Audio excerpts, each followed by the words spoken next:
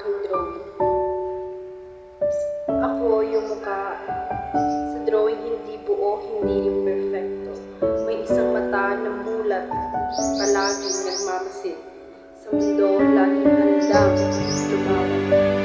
Ito yung side ko na matapang na kahit pagod na, pinipiling magpatuloy.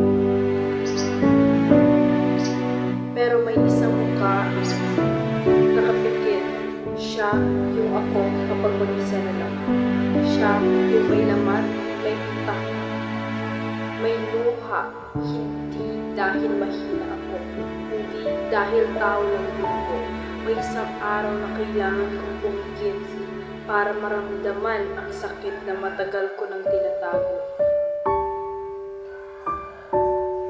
Sa gitna ng dalawang mukha,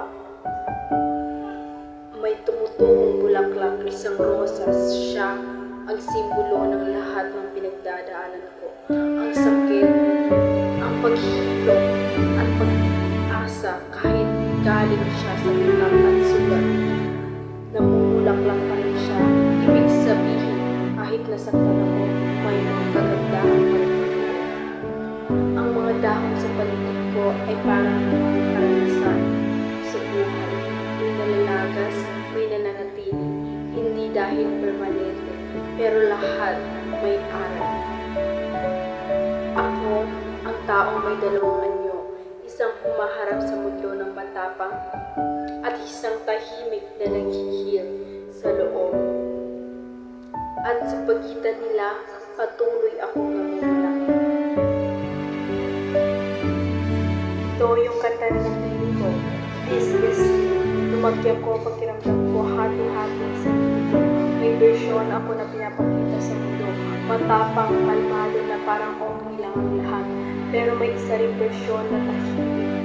May lamat at puno ng takot na baka hindi sapat. Sa bawat sigaw, sakit at disappointment na naranasan ko, unti-unti kong natutunan itago ang tunay kong nararamdaman. Akala ko kailangan kong baguhin ang sarili ko para tanggapin, kailangan kong ayusin ang mga bahasag para masabing buo ako. Hanggang sa dumating ang realization, hindi pala kailangan itago ang mga peklat. Hindi pala kailangan maging perfecto para maging mahalaga. Doon pumasok ang kantang This is me. Parang boses ko na hindi ko kaya isigaw dati. Isang paalala na lahat pinagdadaanan ko, kahit masakit ay bahagi mo kung sino ako ngayon. Ang This is me ay may parang sinasabi sa iyo.